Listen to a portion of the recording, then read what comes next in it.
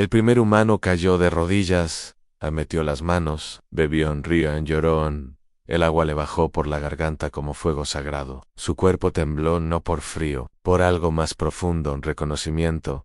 El lugar no era solo un refugio, era un santuario. No estaba vacío en la penumbra, talladas en las paredes.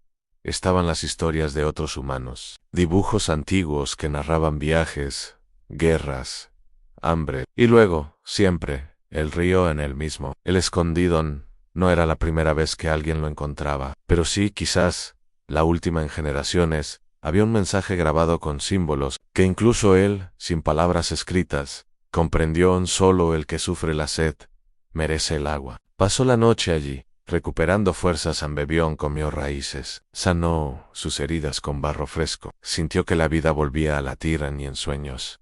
Oyó una voz, o el eco de una memoria ancestral, decirle: llévalo a tu pueblo. Sí, aún recuerdas dónde queda. Al despertar, el dilema era claro. Tenía el conocimiento, tenía la fuente, pero su tribu lo había rechazado.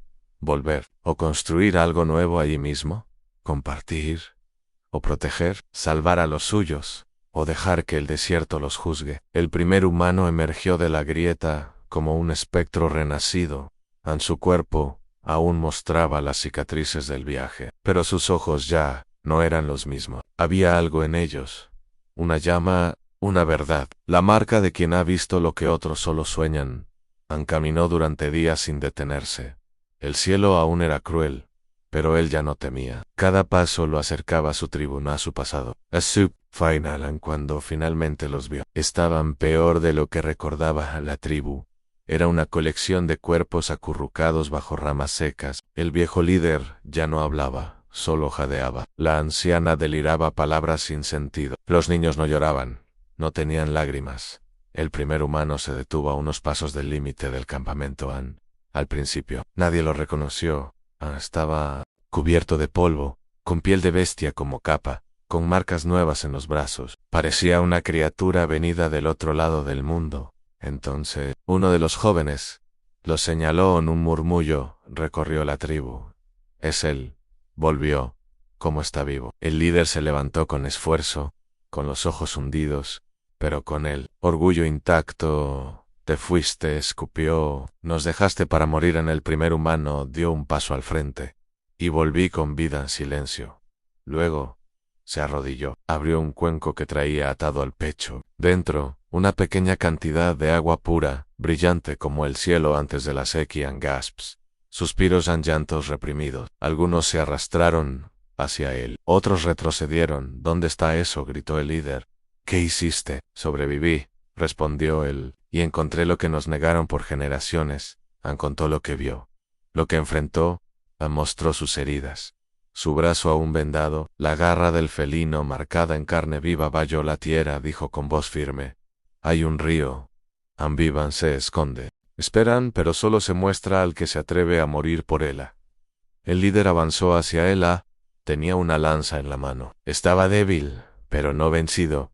¿Y si es una trampa?, susurró con voz rota. ¿Y si los condenas a todos? El primer humano no respondió. Solo se arrodilló y bebió una gota del cuenco. Luego se lo ofreció al niño más pequeño. En duda, temor, el niño miró a su madre, y ella asintió con ojos de fe rota. El niño bebió y entonces sonrió. La decisión fue rápida. La tribu entera se levantó, no por fuerza, por esperanza en el líder. Vencido, dejó caer la lanza. La arena la devoró sin hacer ruido. Guíanos, dijo. Si muero, moriré caminando. Y así comenzó la caravana. En cuerpos débiles, pero espíritus renacidos. El primer humano iba al frente. En sus ojos brillaba, no el orgullo, sino la responsabilidad.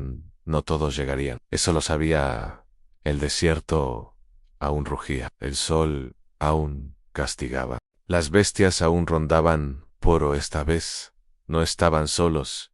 Llevaban una verdad, un camino, una promesa, y la pregunta en el aire ya no era si encontrarían el río, sino si lograrían conservarlo. La caravana avanzó como un suspiro largo sobre la tierra agonizante. Día tras día, los pies desnudos dejaron marcas en la arena. pronto, borradas por el viento. Algunos cayeron en el camino y fueron cubiertos con piedras. Otros fueron llevados sobre hombros hasta que el peso de la muerte fue más fuerte que el de la lealtad. Pero nadie retrocedió. Guiados por el primer humano, siguieron las señales. Rocas marcadas, aves en el cielo, grietas que olían a barro. Cada paso los acercaba, cada paso los desgastaba. Pero la fe, ahora, no era palabra vacía, era sed con dirección. Cuando llegaron al cañón oculto, el sol estaba alto y cruel. Pero, dentro, el aire cambió. Descendieron con cuidado, uno a uno, hasta la entrada de la grieta. Nadie habló. El silencio era reverencia. Era recuerdo del rechazo. El primer humano fue el primero en entrar. Encendió su antorcha. El fuego iluminó las paredes talladas en las manos del pasado. Saludaban a las del presente. Y luego, el sonido náhuatl ambidan. La tribu entera lloró al ver el río. Se arrodillaron, bebieron, mojaron los rostros de los niños, lavaron los huesos de los muertos que habían traído consigo. El lugar se convirtió en santuario.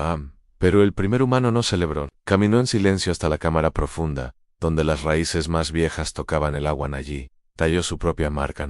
Su nombre no lo tenía, sino su historia. Un hombre solo, el desierto, la bestia, la tormenta, la gota, la tribu y el río. Días después, comenzaron a construir un nuevo hogar, con piedras, con ramas, con barro. Un refugio no grande, pero suficiente. El viejo líder murió en paz, viendo agua por última vez. Los niños crecieron sin conocer la verdadera sed. La tribu floreció bajo tierra, oculta del sol, protegida por el legado de un solo humano, que no aceptó la muerte. Y así, el primer humano no fue olvidado. En su historia se convirtió en palabra, en símbolo, en fuego nocturno. Las generaciones futuras lo llamarían de muchas formas: guía, loco, salvador, traidor redimido. Pero todos supieron que cuando la tierra quiso borrarlos, él caminó hacia lo imposible y regresó con vida. El río sigue fluyendo bajo la tierra, esperando al próximo que tenga el valor de buscar. Porque el legado del primer humano no fue el agua, fue el acto de creer que aún podía encontrarse. Eyes that had once trusted Kara, eyes that now wondered, but fear is a cruel chain, and no one dared to break it. The boy and the fire. On the fifth night, as the wind screamed through the trees like a warning, Naru crept from the shadows. He carried no words, only a small, glowing ember in a shell of bone, a gift of fire. He placed it beside the first human. Their eyes met. "I believe you," Naru whispered. The first human nodded. He said only one word: soon. A scar in the dust the next morning. The first human walked beyond the camp, to a place where the earth was soft. He drove a sharpened bone into the soil, dug slowly, methodically. The others watched from a distance. Kara mocked him openly. "Dig, dreamer, dig for ghosts." But the first human continued, for hours, then days, until the wind changed. The sky darkened. A single black bird circled above, the first they had seen in months, and from the hole in the ground came a sound: drip. The sky had not rained in over 100 suns. The ground was hard as bone, and every breath drawn was like swallowing ash. Yet beneath that cursed earth, life flowed, a river, deep, hidden, defiant. The first human had touched it not just with his hands, but with his soul, and now he dug alone. His fingers bled daily, his knuckles were raw, the bone tool dulled with each strike, but he dug not for himself, but for all of them, even those who spat at his name. Each day, the hole deepened, and each night the wind grew stranger. It carried whispers, no old sounds, half human, half earth. Something was coming. The shadow beast. In the seventh night, when the moon was a dull veiled disk behind the dust, the animals screamed. The few remaining dogs of the tribe bolted into the dark. Birds took flight, silent and wild. Even Kara's voice, so steady and loud, fell quiet. In the darkness beyond the firelight, something moved. The ground trembled, once, twice, and then, out of the void, a howl long broken, full of rage and famine. The first human stood at the edge of his dig, staring into the horizon. The sound was not new to him. It was the morning beast, a creature of legend, said to awaken only in times of great suffering, when nature cried for balance. It had smelled their desperation, and it was hungry night of terror. The tribe scattered, children screamed, mothers clutched their kin. Kara stood with spear in hand, eyes darting. From the black hills it emerged, a shape of shadow and bone, tall as two men, eyes glowing amber, fur matted with blood and ash. Its mouth was a canyon of teeth. It moved on for limbs, but its back hunched like a man's, and from its throat came a growl that made even the wind recoil. It struck the outer tents first, tore through them like reeds. Kara threw his spear. It missed. The beast turned. Toward him Kara froze. And just before the beast lunged, a stone flew through the dark, struck its eye. It shrieked. The first human stepped forward. The hunt begins. No armor, no tribe, only a crude torch and a sharpened stone. The first human ran. The beast followed. He led it away into the dry canyons beyond the camp where no man went. He knew those paths. He had walked them in exile. He ran until his legs screamed, until his lungs bled, until he reached the ravine. There he stopped and waited. The beast came, claws tearing earth. It lunged. He dove aside. The beast crashed into stone road, then turned. Now it was between him and the exit. He lit the torch, raised it high. And with his other hand, he reached into his pouch. Ash mixed with blood. He threw it into the beast's face. It recoiled, blinded. He struck, not to kill, but to mark. The blade cut deep across its chest. The beast howled, fell back, and vanished into the ravine's depths. But it was not dead, only wounded. The tribe awakens at dawn. The first human returned, burned, bleeding, but alive. The tribe stared. Kara said nothing. The children ran to him. Naru clung to his leg. Then, from the hole he had dug, a sound rose once more. Drip, drip, drip. The water was returning. The earth had accepted his offering. But the beast would return to and next time, it would not miss. The wind was colder now, not the chill of winter but something deeper, the kind of cold that comes when the world holds its breath. Since the night of the beast, the tribe no longer ignored the first human. They watched him, not with faith yet, but with something new, possibility. The water trickled from the wound in the ground. Not much, not yet, but enough to moisten the earth, to cool cracked lips, enough to whisper, "We may survive." The first human knew it was not enough. The trickle had to become a river, and the beast, still alive, was a storm waiting to return. Dream of stone. On the third night after the attack, the first human dreamt. He was deep beneath the earth, in tunnels not yet dug, where the walls pulsed like veins and water sang in hidden chambers. The river flowed there, not across the land, but through it, as if the bones of the world carried blood. He awoke, breathless. He stood and returned to the dig, but he no longer dug down. He began digging sideways toward the sound, toward the pulse. The others watched in confusion. Only Naru approached. "Why dig like this?" the boy asked. The first human looked at the child, then pointed to his chest. "Because the water has a heart, and it beats sideways." The tunnel days passed. The hole became a passage, narrow, dangerous, reinforced with branches and stone. Each strike echoed with risk. The slightest collapse could bury him forever. But still, he pressed forward, and then on the sixth day a sound changed. It was a roar, not loud, but unmistakable. He dug faster. The wall before him cracked. The air changed, cooler, moist. He broke through, and fell. The chamber of water. He landed in darkness, but it was not empty. He was inside a cave, a chamber carved not by man, but by time and flow. The walls were smooth, glistening, and through the center of the cave rushed a stream, clear, swift, singing in echoes, a hidden artery. The underground river.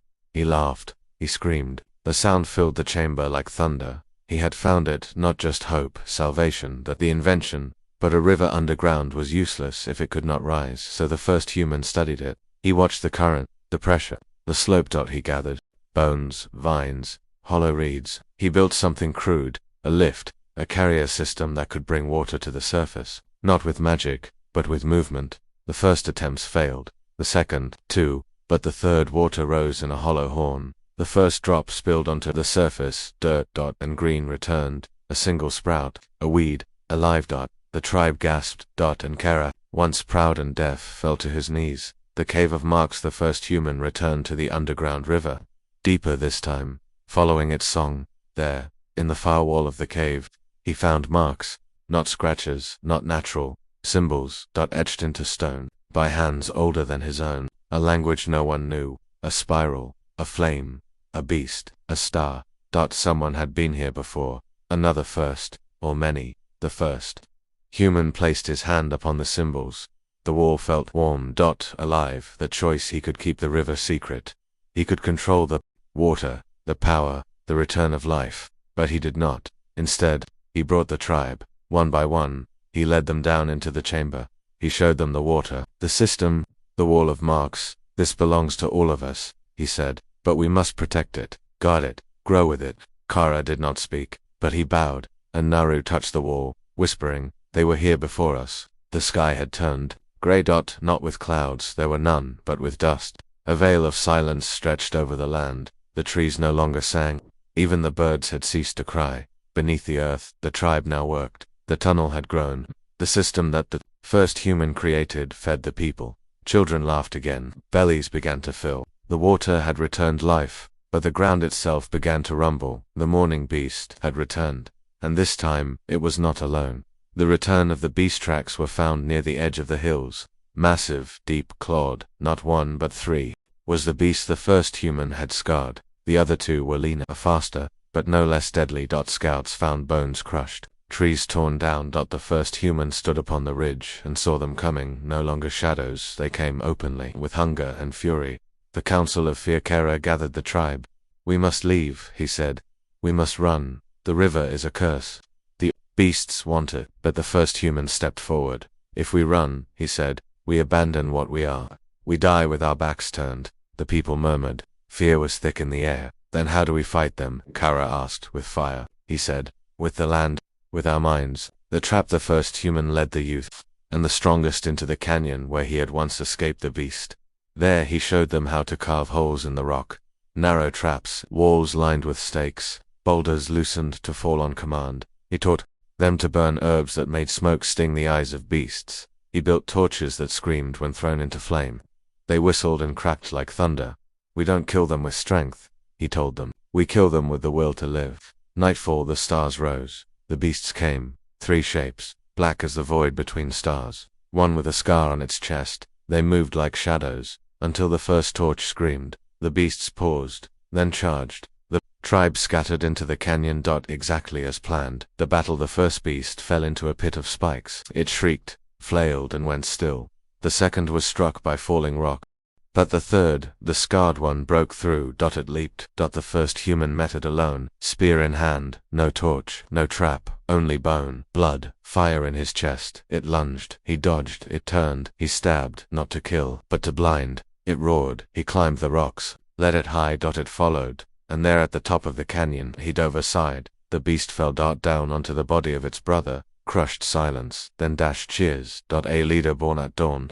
The tribe gathered around the first human. Kara stood silent, then placed his hand on the first human's chest. "You are no longer outcast," he said. "You are our fire." Naru stepped forward. "What do we call him now?" The people looked at one another, and a mother whispered, "He is the one who faced the night." The first human returned to the cave. Alone. He carried a torch, a handful of river water, and eyes no longer clouded by survival, but sharpened by meaning. He knelt before the ancient wall of symbols, the spiral, the flame, the beast, the star. Now, he understood them. The spiral was the hidden river, the flame, the knowledge taken from death, the beast, the trial that tests, and the star. The star was what comes next, the firestone at the furthest chamber of the cave. He discovered something new, a stone unlike the others, dark, smooth and sharp. When struck with bone or flint, it sparked. It was not wood, not wind, but the origin of pure fire. No longer would his people wait for storms. The fire would now belong to them. The final gathering. He returned to the tribe. No speech, no ceremony. He struck the black stone against flint. A spark, a flame. It caught. Fire was born, fast and clean, before their eyes. And in that moment, they knew, the first human was no longer just a man. He was the beginning of all things. Kara, old and quiet now, knelt. Naru wept. The women sang, and above them the sky broke. Rain. The circle of memory high upon the hills. He built one final structure, a ring of stones. At its center, he carved the tale, not in words, but in shapes. A spear, a fallen beast, a drop of water. And in the heart, a spiral, not to be worshipped, but so that, when the world turned dark again, others might remember. Departure. One morning, as the sun broke the horizon, he left no farewell. Only footprints leading into the unknown. Did not walk to escape. He walked to ignite the world.